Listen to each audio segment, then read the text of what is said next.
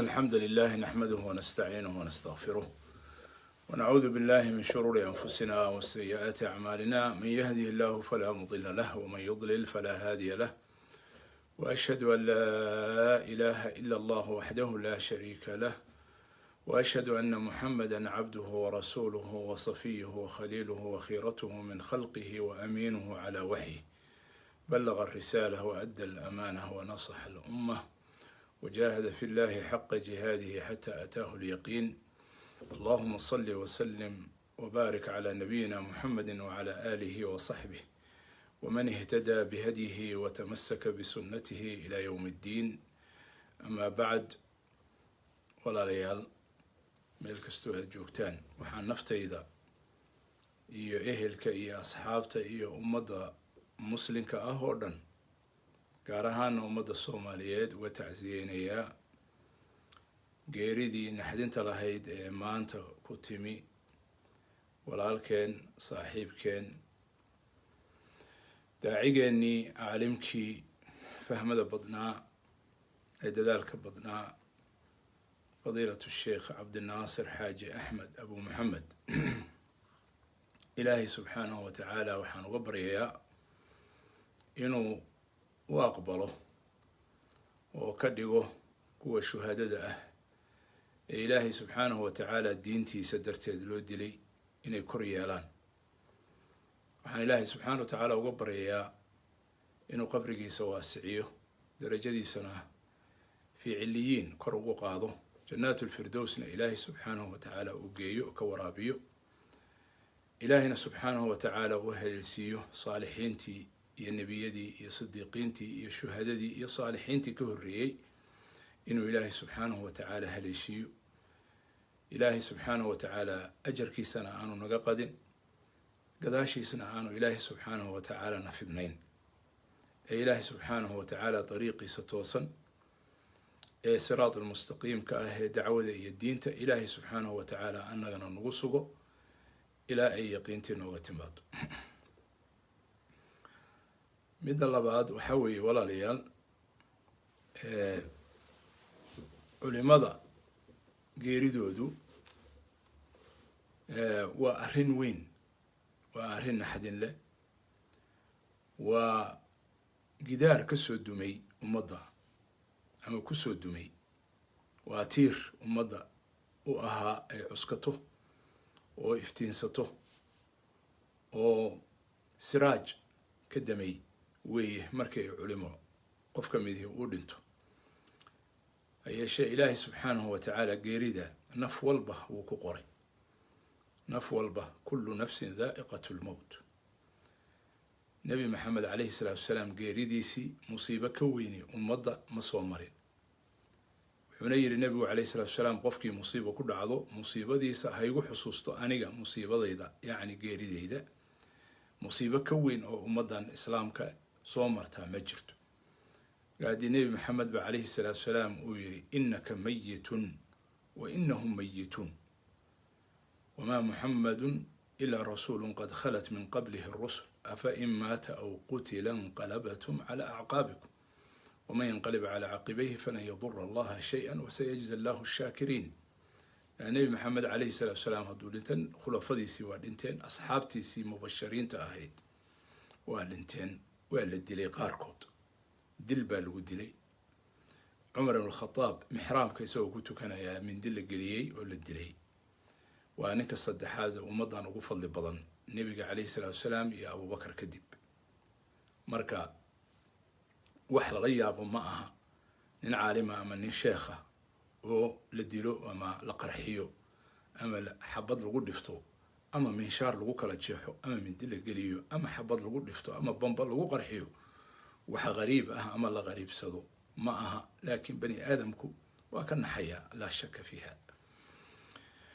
geerida culimadu laakiin ilaahay subxaanahu wa tacaala xikmadiisa waxaa weeye, ummadda sidii ay noloshooduba wax u taraysay oo ay iftiinka iyo xidigaha oo kale ugu ahaayeen, ayay geeridooduna wax u tartaa diinta iyo ummadda labadaba.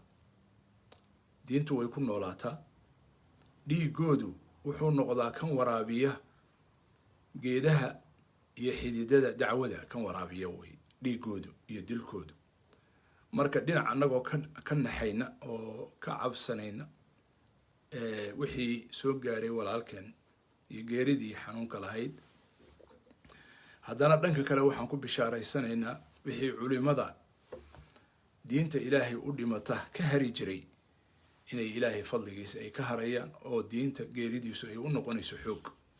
taasuna waxa weeye waxay u tahay mid muruggelisa wixii dilkiisa ka dambeeyey ama qorsheeyey ama fuliyey ama maaragtay ka dambeeyey, siday doonaan iyo cidda doonaanba ha noqdaane, waxay u tahay murug, oo waxay u tahay hoog iyo ba, oo waxay u tahay inay ogaadaan in cabdinaasir raximahu allahu tacaala dilkiisu diintu aanay ku gaabinayn, wixii ay doonayeenna aanay ku gaarihayn, ee ay noqonayso si ka duwan iyo cagsigeeda diintu inay ku xoogsanayso, dacwadii iyo manhajkii u wadayna inay sii soconayso, sii xoogsanayso, meelo ka fogna gaarayso ilaahay idankiisa. taas iyaguna ha ogaadaan, hana ka naxaan, hana ku murugoodaan, iyagoo ay u dheer tahay khisiga iyo hoogga iyo carada ilaahay subxaanahu wa tacaala ciddii aan ilaahay subxaanahu wa tacaala toobadu waafajin inta aanay dhiman. intaa haddaan kasoo gudbo, waxaan jeclahay kelimad yar inaan ka iraahdo dadka walaalahaya ee soomaalida ah ee arrintaanu maanta ay muruggelisay, inaan wax yar ka sheego walaalkay saaxiibkay, nin aanu waddo dheer isla soo marnay oo dacwadan iyo diintan ah aan isla soo marnay waqti dheer oo 40 sano taqriiban ayaa ku dhow ama ka badan. sheekh cabdinaasir ilaa iyo yaraantiisii horta wuxuu ahaa mar walbaba wuxuu ahaa safka hore, dadka ugu horeeya, kaalinta ugu horeysa ayuu wax walba ka geli jiray. ilaahay subxaanahu wa tacaala qabrigiisa ha qoyo. wuxuu ahaa shaab naashaa fi taacati illahi, sida aan rajaynayo, nin dhalinyaro ah oo dhalinyaronimadiisii dacwada iyo diinta kusoo ababay, lasoo qabsaday, ilaa uu maanta ku ciroobay. aniga isagu isku cimri baan nahay taqriiban 1957 58 waqtigaas baa dhalashada iyada lagu sheegaa, isagana dhalashadiisu ahayd.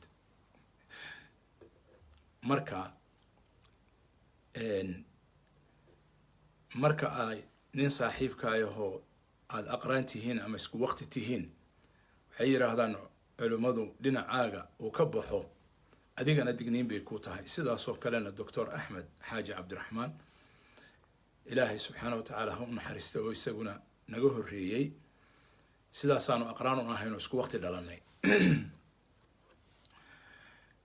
waxaan ilaahay subxaanahu wa tacaala ka baryayaa siduu ilaahay subxaanahu wa tacaala adduunyada dacwadeeda iyo diinta iyo ka shaqaynteeda iyo fidinteeda ilaahay subxaanahu wa tacaala saaxiibo iyo walaalo noogaga dhigay, inuu ilaahay subxaanahu wa tacaala aakhirana ugu kulmiyo fi jannaati naciim.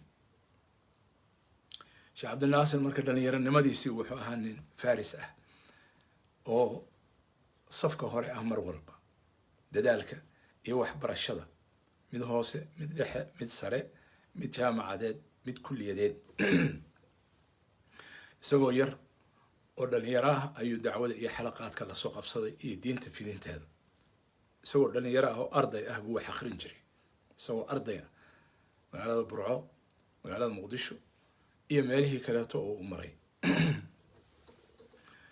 sidaasoo kaleeto markii uu kulliyadda caskariga ah ee akademiyada caskariga ah ee jaalisiyaad la yiraahdo uu ku biiray 60meeyada ee 70-iyada horaankeedii, markii kulliyadda la furay, dufcooyinkii ugu horreeyey ama wuxuu ahaa raggii ugu horreeyey oo kulliyadda lagu bilaabay. safka hore ayuu ahaa, kaalinta hore dhalinyaradii ku takharujtay buu ahaa, kaga baxday sarkaalnimada. isla markiina markii uu ka baxay wuxuu ka qayb galay dagaalkii 77 la dhihi jiray oo inaga Ethiopia, Soomaalida iyo Ethiopia u dhaxeeyay. dhulkaas Soomaalida ayuu ka soo dagaalamay oo dagaal ka galay.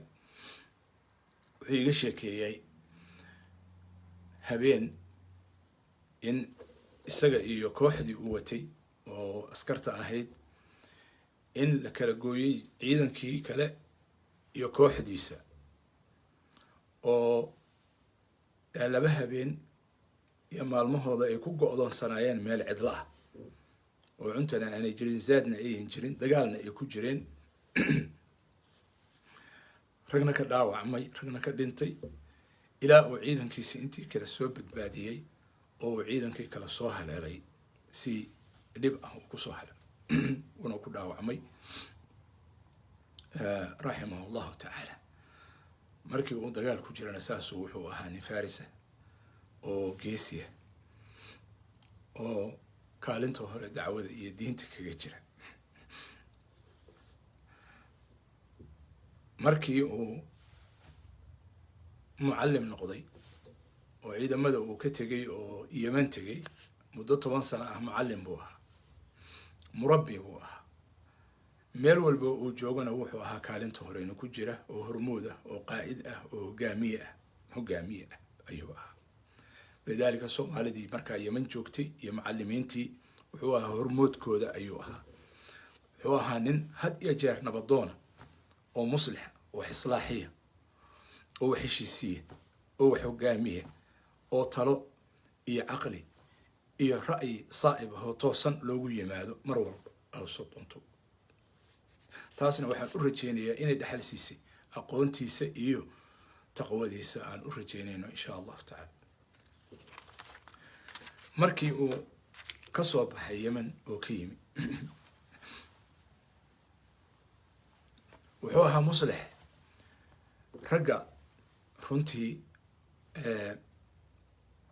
qiimahooda waxaa la ogaadaa markay xaaladdu adkaato, markaas ayaa loo baahdaa. markii dagaalada ay dhex mareen ama ka dhaceen gobollada bari oo dhalinyaradii dacwada iyo gobolladaasi ay dagaalu ka dhex maray ama ka dhex qarxay, waa loo baahday cabdinaasir raximahu llahu tacaala. waa loo baahday caqligiis iyo aqoontiis iyo tajribadiis iyo waayo aragnimadiis iyo islaaxintiis iyo wax heshiisiintiisa iyo wax kala badbaadintiisa ayaa loogu baahday. wuuna yimi yeman buu ka soo baxay isaga oo ka soo tegay meeshii uu yacni macalinimadiisa iyo raaxadiisa iyo hawshiisa ku haystay iyo reerkiisa si uu islaaxa iyo hagaajinta iyo heshiisiinta uga qayb qaato ayuu yihi. kaalin weyn oo fiican uu ku lahaa sida la wada ogyahay ama dadkii markaas marxaladaas wax ka ogaa ay og yihiin. markii uu arrintaas ay soo dhammaatayna wuxuu ahaa hormuudkii machadkii icdaad ducaat ama diyaar garaynta ducaadda ee magaalada laascaanood laga furay. machad laascaanood liicdaadi ducaat, machadkii laascaanood ee ducaadda lagu diyaarinayo. wuxuu ahaa sheekhii machadka, wuxuu ahaa hormoodkiisii, wuxuu ahaa ninkii lagu soo hiranayay. ardayda machadkaa ka qayb gashay maanta in badan oo ka mid yihi waa nool yihiin, waana ducaad oo waa imaamyo oo waa nabadoono oo waa hormuud meel walba bulshada dhinac kasta. waxayna ka yimaadeen gobollo kala duwan, laga soo bilaabo galguduud ilaa iyo awdal ilaa iyo soomaali galbeed. intaasay ka kala yimaadeen, meel bay isu wada yimaadeen. intaasoo dhammi laascaano ayaa soo dhoweysay.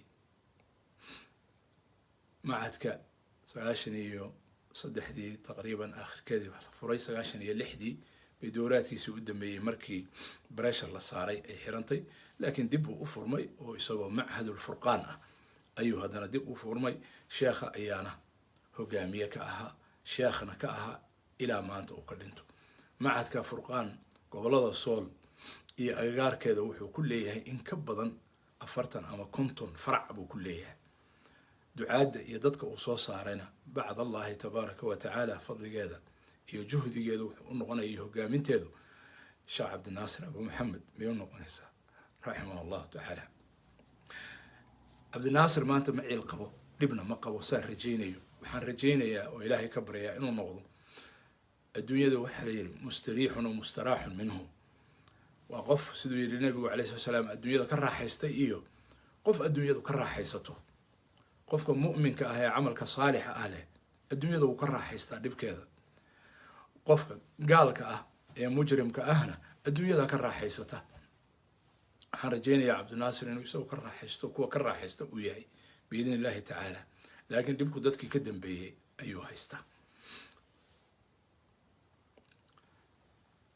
intaas keliya ma ahayn sheekh cabdinaasir machad kuma koobnayn magaalada laascaanood iyo gobolka sool gaar ahaan iyo waqooyiga iyo bariga gaar ahaan guud ahaan iyo soomaaliya oo dhan maanta oo uu ku dhintay Kismaayo oo cirifka kale ah uu maanta ku dhintay waxay ku tusinaysaa sida uu dadka iyo ummadda Soomaaliyeed dacwadiisa uu wada gaarsiinay, hamigeeda uu xambaarsanaa oo uu mid walba u deeqsiinay ayay ku tusinaysaa ee aanay ku koobnayn sool iyo masanaag iyo cayn iyo bari iyo mudug iyo meelahaas keliya inaanay ku koobnayn ee muqdisho bilihii hadda u dambeeyey xataa uu joogay oo dacwadeeda uu ka qayb galayay.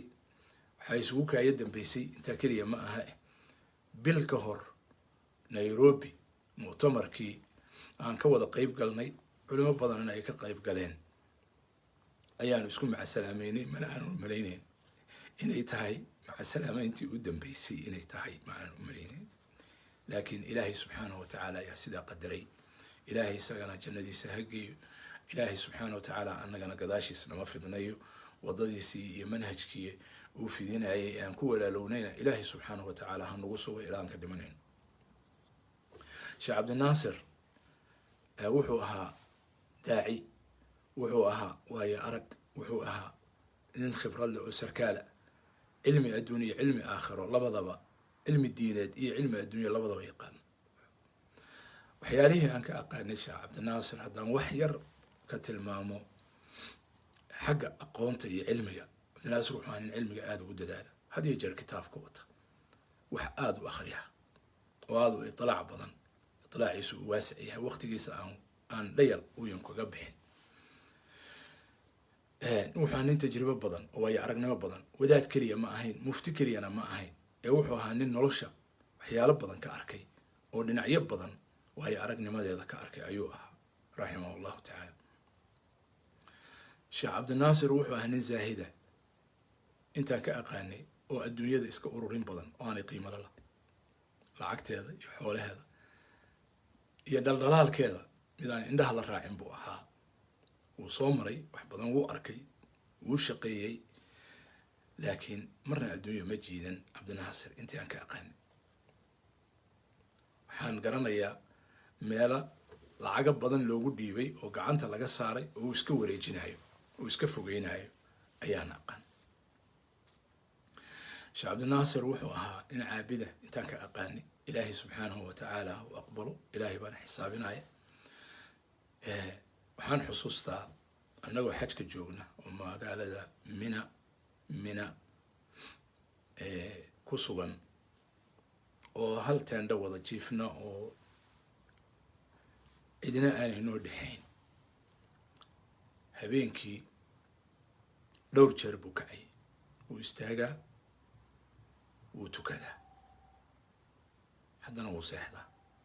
saacad intaanu jiifin buu haddana soo kaca. waxaad moodaa in yani kuwii ilaahay subxaanahu watacaala uu yiri tatajaafa junuubuhum can ilmadaajic, yani dadka dhinacooda uu gogosha diidayo oo aan ku jiifi karin waqti dheer. marka dhaqsi buu haddana uga soo boodaa. waxaan arkaa isagoo soo booday haddana oo istaagay oo weysaystay, intuu soo weysaystay haddana salaad u istaagay, xoogaa buu tukadaa, haddana xoogaa hurdu ku noqda.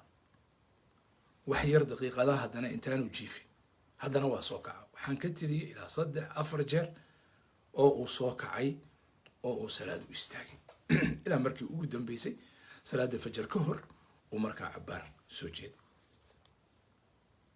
wuxuu nin marka cibaadada iyo qur-aanka aada iyo aada ugu dadaala. waxaan u malaynayaa ilaahay idankiisa ugana rajaynaya inuu qabrigiisa caawa ku hayo oo ilaahay rawda min riyaad aljanna uga dhigo oo qabrigiisa uu iftiimiyo oo u nuuriyo oo murugta iyo waxshada qabriga ilaahay subxaanahu watacaala salaadiisii iyo qiyaamkiisii ilaahay u aqbalo oo ilaahay subxaanahu watacaala uga dhigo mid kugu helisa qabriga kugu helisa. sheekh cabdinaasir waxaa nin geesiya, waxaa nin shijaaca oo mawaaqifta markii la joogo ama talada ama ra'yi shirar badan arrimo badan oo laga arrinsanayo, qabaa'il la heshiisiinayo, dad la heshiisiinayo, la islaaxinayo, mawaaqif badan oo dacwada ah ayaan ka wada qayb galnay oo aan ogahay mawaaqiftiisa.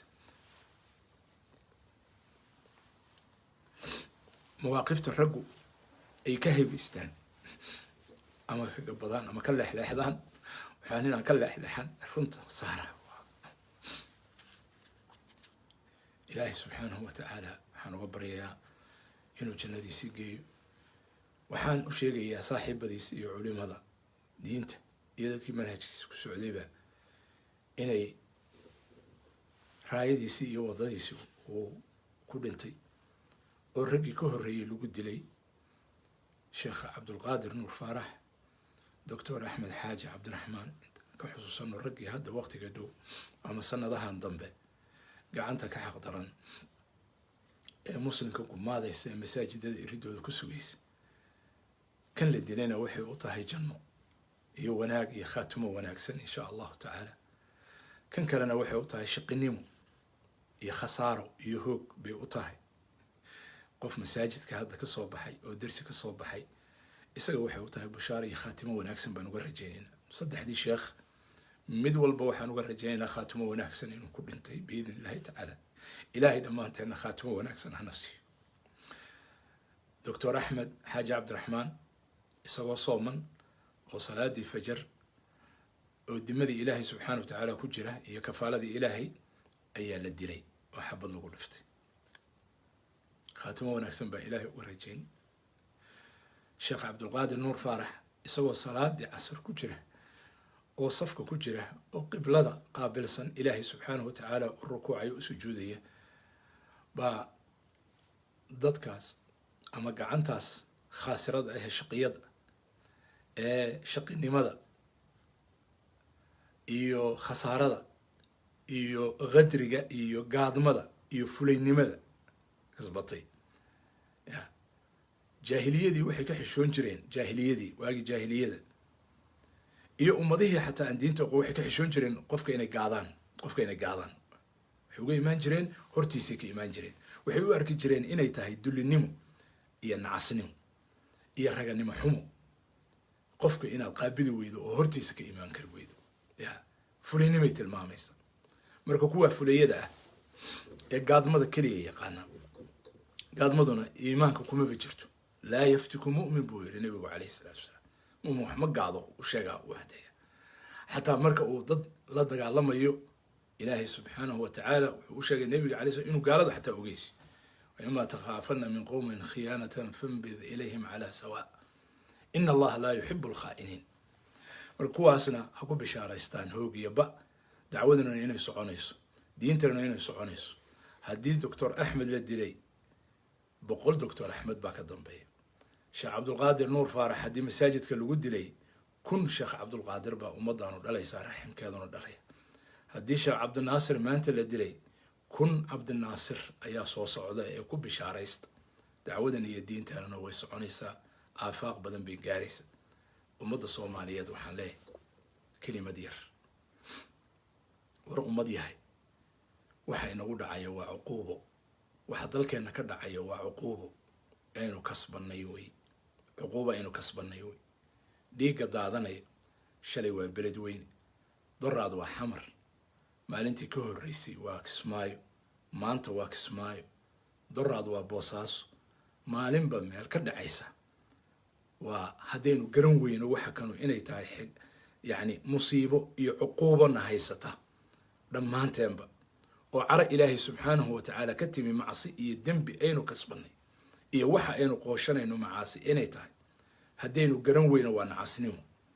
waxaan ummadda soomaaliyeed ugu baaqayaa inay hurdada ka kacdo, diinteeda ilaashato, difaacato, kitaabka ilaahay iyo sunnada nebigiisa calayhi salaatu wasalaam qabsato, culimadeeda garab istaagto, dhinac istaagto, la safato, cadowga iska dhiciso, mid gudaha ku jira iyo mid dibadda ka jiraba. cadowga u diidan nolosha, cadowga u diidan nabadda, cadowga u diidan xasiloonida, cadowga u diidan dowladnimada, cadowga u diidan nidaamka iyo kala dambeynta. cadow kasta ama ha lahaado midab soomaaliyeed iyo magac soomaaliyeed ha lahaado, ama mid kaleeto oo ka duwan ha ahaado, waa isku mid inay meel uga soo wada jeesato oo ilaahay u toobad keento oo diinteeda iyo culimadeeda iyo sharafteeda ay difaacato. taasna waxaan ugu baaqayaa ummadda soomaaliyeed. waxaan leeyahay ummad yahay isdaba qabo, ummad yahay isdaba qabo, ummad yahay xaaladaanu xaalad lagu jiri karo ma aha, xaalad socon karta ma aha. waa laynoo digay oo waa laynoo digay oo waa laynoo digay, laakiin waxaad moodaa dhagaheenu inay weli culus yihiin. walaalayaal, ilaahay subxaanahu watacaala waxaan ka baryayaa inuu ummadan ku baraarujiyo waxa khayrka waa adduuniya aakhiraba. culimadana ilaahay subxaanahu watacaala ku sugo khayrka iyo wanaagga iyo dacwada iyo diinta iyo manhajka xaqa ah inay ku taagnaadaan oo ummadda u caddeeyaan. latubayinunahu linnaasi walaa taktumuunahu. ilaahay subxaanahu watacaala taasna ha ku sugo. taas ayaa u ah cadowga ummadda gumaadaya ee culimada laynaya, hal doorka ummadda ka laynaya, indhaha ka ridaya. taas ayaa hoog iyo khasaaro iyo ciilgelin u ah insha allahu tacaala. ilaahay towfiiqdiisa hana waafajiyo. rabbina subxaanahu watacaala walaalkay sheekh cabdinaasir xaaji axmed abu maxamed allahu naxariisto, caruurtiisii iyo xaasaskiisii iyo duriyadiisiina samir iyo iimaan ilaahay subxaanahu watacaala ka siiyo. qalbigooda alla ha qaboojiyo, samir iyo iimaan ilaahay subxaanahu watacaala qalbigooda ha geliyo. ilaahayna subxaanahu watacaala dhaawacaas gaaray ee naxadintaas ilaahay subxaanahu watacaala ha u fududeeyo. rabbina subxaanahu watacaala ummadda bedel khayr qaba ilaahay subxaanahu watacaala ha siiyo. dhammaanteenna ilaahay subxaanahu watacaala gadaashiis nama fidnayo, ajarkiisana nagama qadiyo. intaas ayaan jeclaystay aan ku daro tacsidaas ummadda maanta u taalay. صلى الله على نبينا محمد وعلى آله وصحبه أجمعين.